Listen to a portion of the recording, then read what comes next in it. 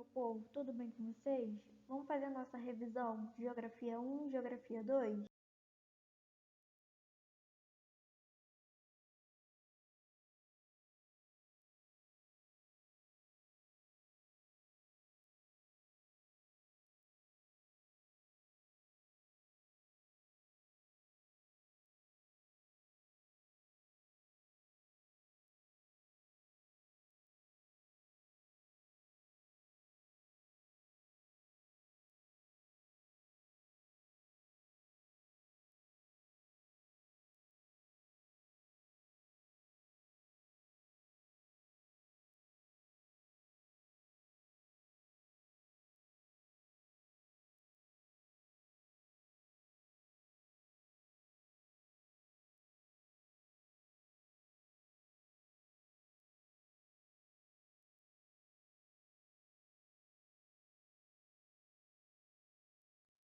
Transporte aéreo. Vantagens: velocidade no deslocamento.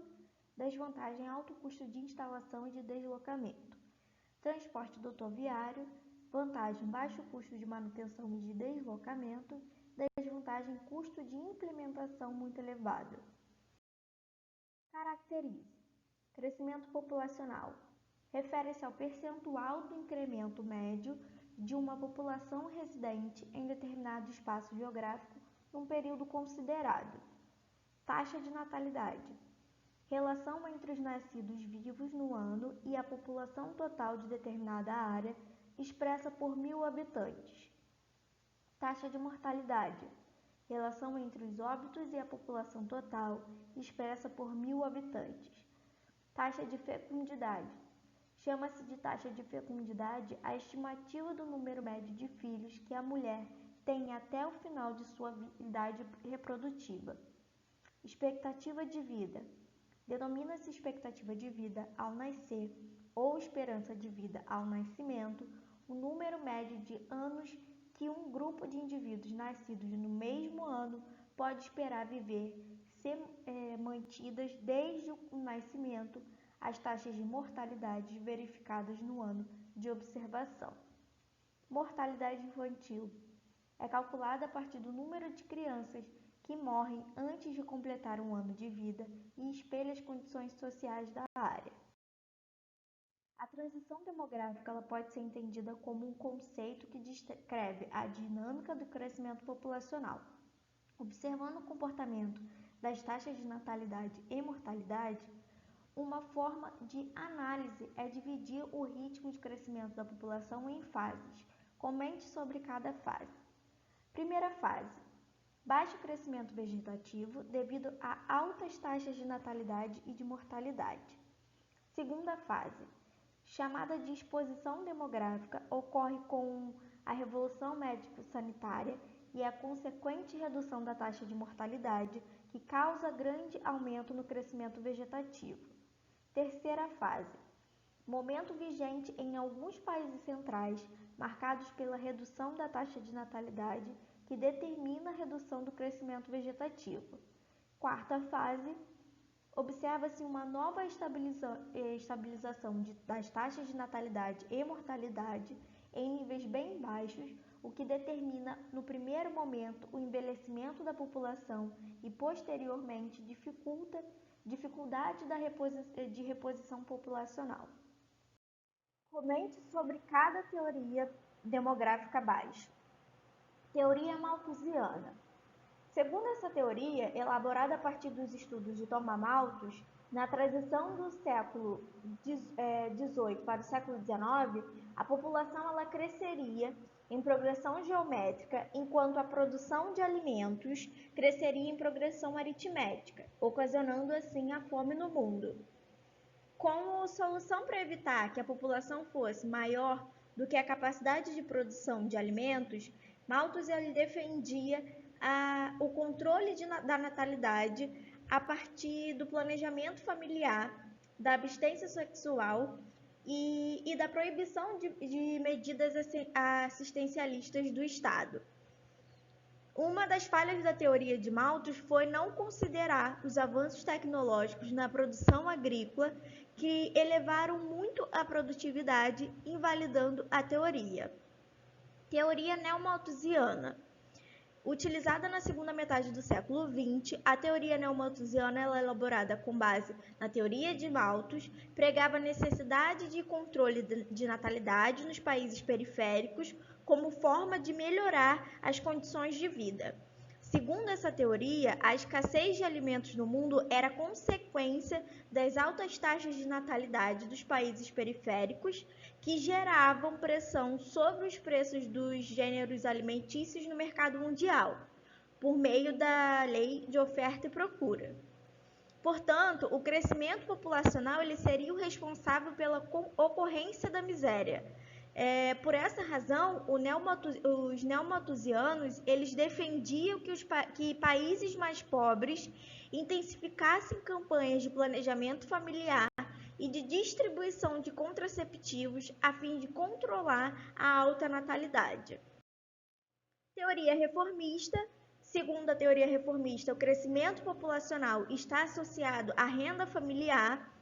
Então, nesse sentido, a pobreza relaciona-se diretamente à distribuição desigual de renda pelo mundo e não ao alto número de filhos. Isto é, para essa teoria, a alta natalidade não é percebida como causa da pobreza, mas consequência dela, na medida em que a má distribuição de renda e o baixo acesso à educação comprometem o grau de instrução e o acesso à informação da sociedade. Assim, os reformistas eles acreditam que os investimentos na cultura, educação e infraestrutura seriam importantes para reduzir os elevados índices de natalidade dos países mais pobres. Por defenderem o combate à pobreza, os reformistas eles foram classificados como marxistas, afirmação essa que não é o consenso entre os estudiosos desse tema. Teoria ecomalthusiana. A teoria ecomalthusiana ela estabelece uma relação entre o tamanho da população e a pressão que essa população exerce sobre os recursos naturais da Terra.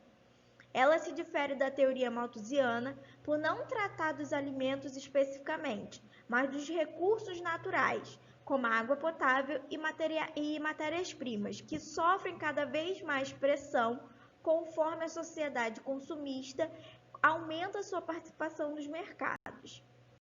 O que é migração? Chamamos de migração todo o deslocamento espacial entre uma unidade geográfica e outra que envolve mudanças permanentes de residência, isto é, envolve a entrada e a saída de imigrantes em determinado território. Diferencie áreas de atração de áreas de repulsão. Áreas de atração e migração são, em geral, países centrais com baixas taxas de natalidade e melhor estrutura econômica e emergentes ou semiperiféricos. Áreas de repulsão e migração, em geral, países periféricos com má situação econômica e altas taxas de natalidade. Cite duas principais consequências das migrações dos países de menor desenvolvimento para os mais desenvolvidos. Temos o acirramento da competição entre a mão de obra nacional e a dos imigrantes, mudança na legislação sobre imigrantes, imigração ilegal, intolerância política e social, o aumento da xenofobia e do racismo.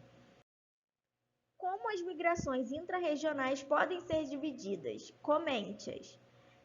Pode ser dividida em transhumância, é um movimento temporário da população com característica sazonal, ou seja, ela é associada às estações do ano. A mais tradicional é a do sertanejo para a zona da mata, na época da colheita da cana.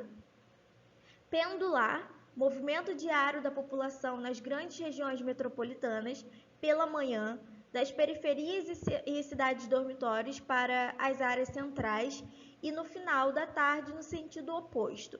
O aumento do processo de periferização nas grandes cidades ele vem intensificando a ocorrência desse movimento, assim como o gasto de tempo e dinheiro da população trabalhadora que precisa fazê-lo.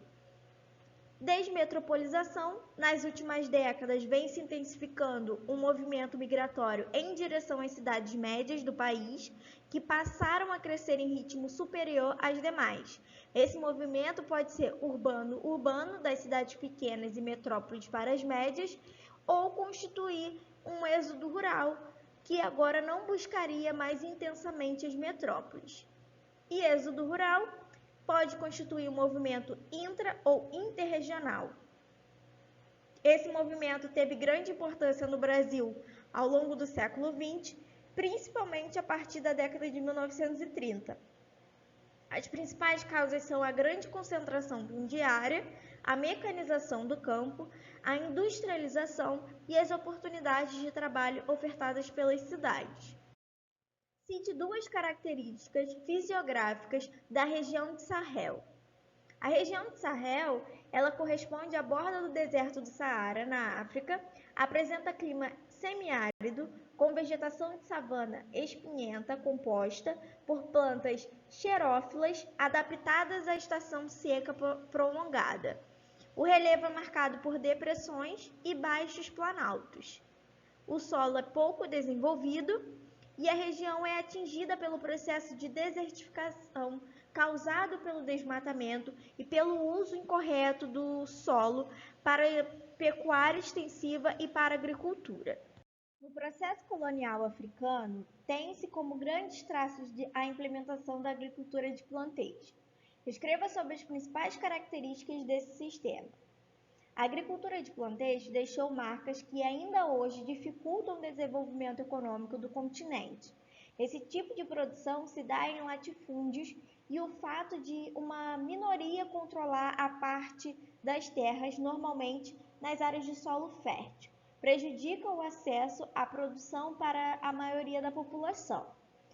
A plantation é, portanto, a expressão da concentração fundiária e reforça as desigualdades sociais que caracterizam os países africanos, sobretudo os localizados na África subsaariana. Vale lembrar que a plantation tem como objetivo atender ao mercado externo, assim esses países dependem intensamente de um ou dois produtos primários e dos seus principais mercados de importação. Como a renda da maior parte da população é muito baixa, é difícil alterar esse cenário, o que explica a contraditória situação de países com exportação agrícola terem parte da população em situação de insegurança alimentar. A porção subsaariana é dividida em outras partes. Quais são? Ocidental, oriental, central e meridional. O que foi o apartheid? O apartheid foi um regime de segregação racial adotado em 1948 a 1994 pelos sucessivos governos do Partido Nacional na África do Sul, em que os direitos da maioria dos habitantes foram cerceados pelo governo formado pela minoria branca. O apartheid trouxe violência em um significativo movimento de resistência interna, bem como um longo embargo comercial contra a África do Sul. Uma série de revoltas populares e protestos causaram o banimento da oposição e a detenção de líderes anti-apartheid. Conforme a revolta se espalhava e se tornava mais violenta, as organizações estatais respondiam com o aumento da repressão e da violência. Apresente dois possíveis efeitos positivos para a economia dos países localizados nas elevadas latitudes do hemisfério norte.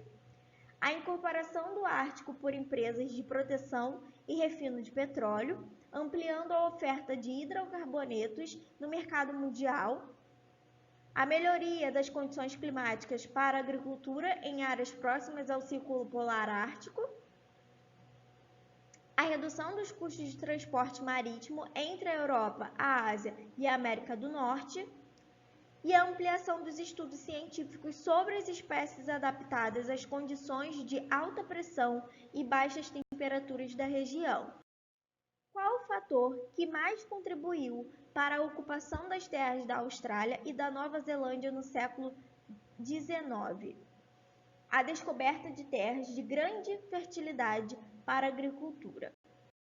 E é isso, meu povo. Dúvidas, escrevam nos comentários e uma ótima prova para vocês.